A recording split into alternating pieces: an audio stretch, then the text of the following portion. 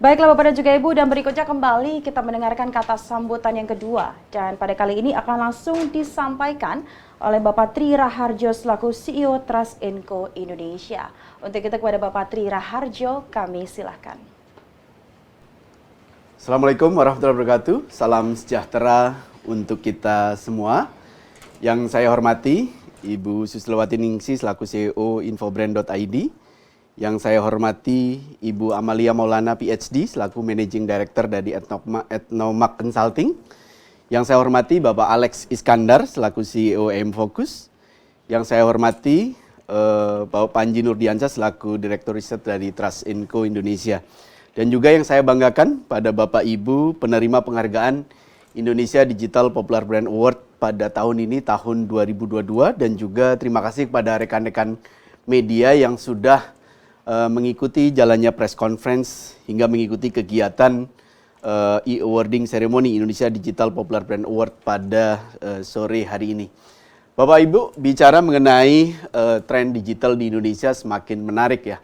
Terlebih Indonesia gitu ya, secara jumlah penetrasi pengguna internet di Indonesia sudah lebih dari 70%. Dan terlebih di masa pandemi COVID-19, masyarakat semakin mudah berbelanja secara digital atau secara online, sehingga kita pun sebagai praktisi brand di Indonesia harus terus adaptif, terus melakukan inovasi berbagai hal baik dari sisi produk dan juga layanan untuk tetap relevan dengan perkembangan zaman yang terjadi gitu ya Bapak Ibu.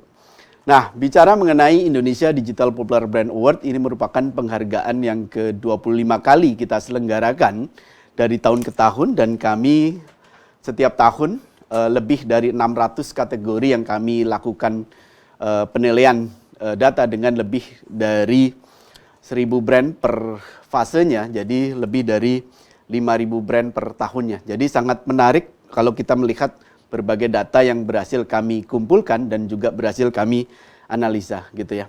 Kalau kita lihat tren masyarakat ketika melakukan belanja secara daring atau secara online, tentunya langkah yang pertama yang mereka lakukan adalah ketika mereka mencari suatu produk atau jasa, tentunya mereka akan melakukan penelusuran melalui berbagai mesin pencari gitu ya. Itu langkah yang pertama.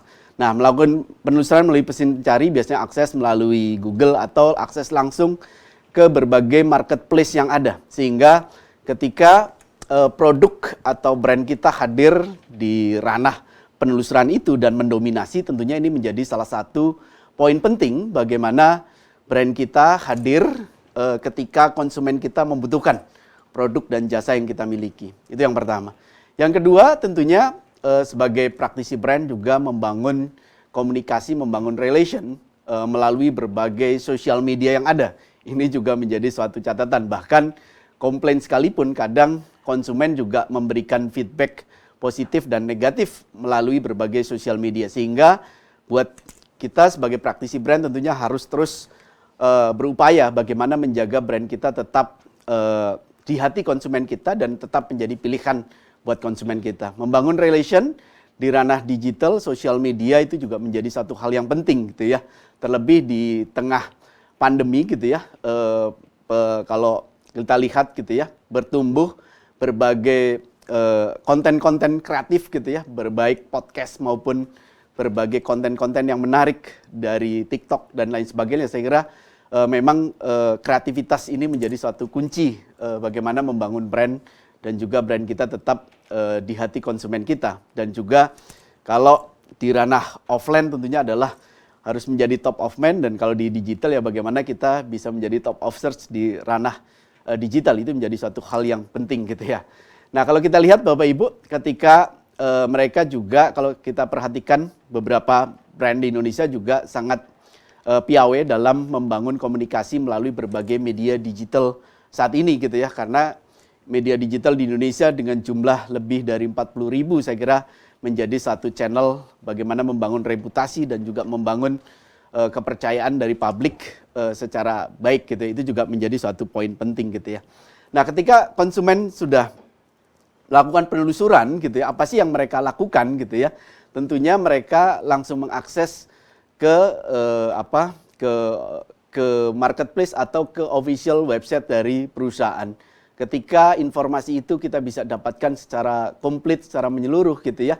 Bahkan kalau kita lihat konsumen ketika melakukan penelusuran untuk melakukan belanja gitu ya, mereka biasanya melihat gitu ya, mulai dari harganya, mulai dari kualitas produknya, mereka mulai lihat review dan ratingnya. Ini merupakan kebiasaan baru sehingga ketika konsumen melihat ratingnya bagus, tentunya ini menjadi satu poin penting gitu ya. Bahkan di dalam data yang kami lakukan, rata-rata official store di Indonesia itu memiliki rating di angka 4,7.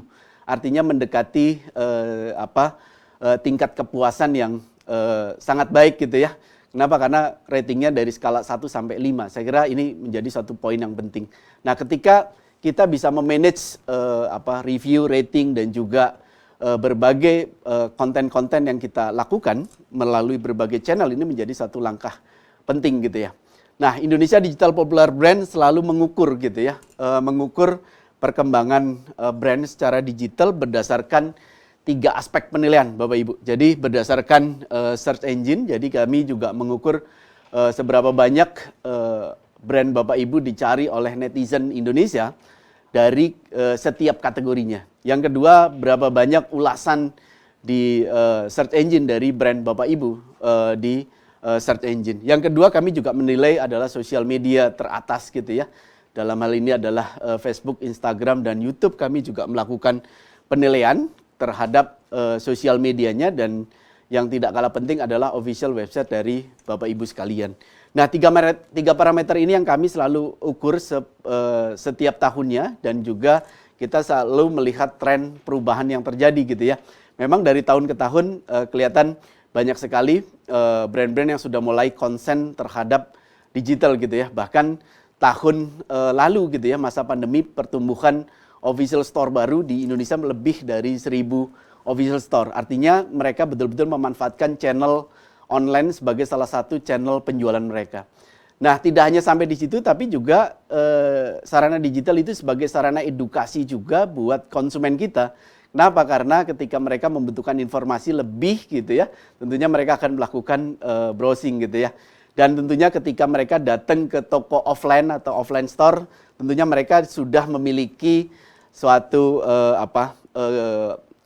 gambaran informasi yang lebih clear ya. Ketika datang mereka tinggal menyebutkan produk yang mereka butuhkan dan jenisnya gitu. Jadi mereka lebih deep, lebih dalam gitu ya, karena mereka sudah melakukan penelusuran lebih awal gitu ya, sehingga ketika datang ke suatu toko mereka sudah mendapatkan informasi yang lebih awal dari brand-brand di Indonesia. Ini menjadi suatu kekuatan dari sebuah brand. Nah, terlebih buat Bapak Ibu membangun brand di ranah digital dengan kekuatan digital aset yang Bapak Ibu miliki, tentunya ini menjadi suatu hal yang semakin menarik ya, semakin menarik ya, karena setiap brand memiliki media masing-masing gitu ya, baik sosial media atau official website atau sarana lain.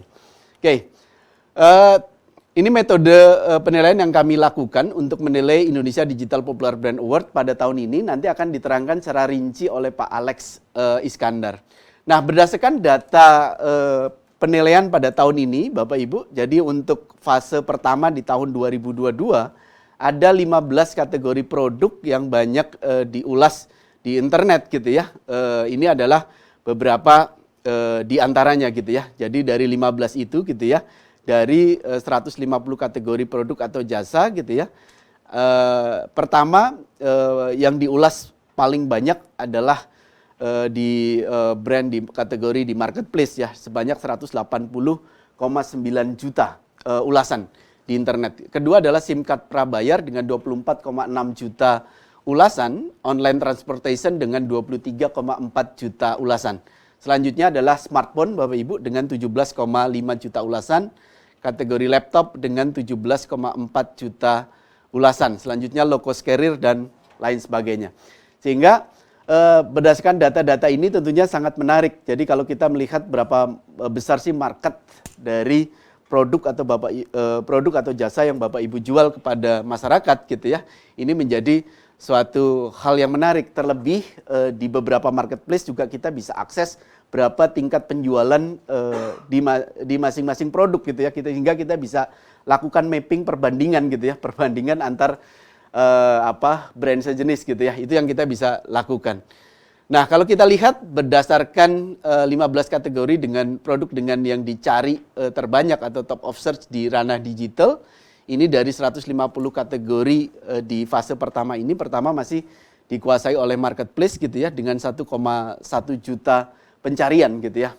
Jadi yang kedua adalah bank dengan 554.100 pencarian. Selanjutnya adalah low cost carrier adalah 449.000 pencarian. Dan juga SIM card prabayar dengan 370 pencarian.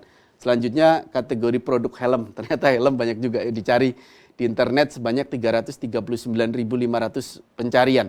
Nah, ketika konsumen dan selanjutnya. Jadi ketika konsumen sudah mencari produk atau jasa yang mereka butuhkan, tentunya kesiapan kita bagaimana brand kita mendominasi secara digital ini juga sangat penting supaya tingkat penjualan kita harapkan ketika mereka sudah mencari, mereka akan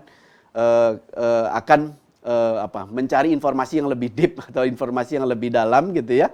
Baik melalui marketplace atau melihat berbagai review atau berbagai konten dari YouTube misalkan gitu ya, berbagai influencer yang sudah memaparkan atau mungkin testimoni dari konsumen dan lain sebagainya. Jadi mereka mendapatkan informasi secara rinci sebelum mereka bandingkan satu dengan yang lain untuk memutuskan produk mana yang mereka akan pilih gitu ya, produk mana yang akan mereka pilih.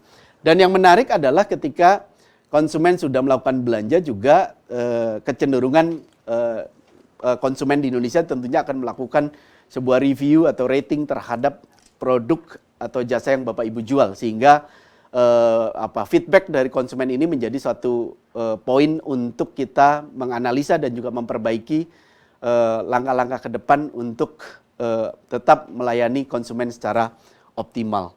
Saya kira pengantar dari saya cukup sekian, nanti dilanjut dengan sesi Bu Amalia Maulana gitu ya, akan sharing terhadap kita gitu ya, bagaimana membangun brand secara digital gitu ya, dan bagaimana fans kita, followers kita menjadi soulmate yang sering dikatakan oleh Bu Amalia. Nanti kita akan sharing lebih lanjut. Saya kira dari saya cukup sekian, terima kasih. Salam sehat, salam sukses untuk kita semua.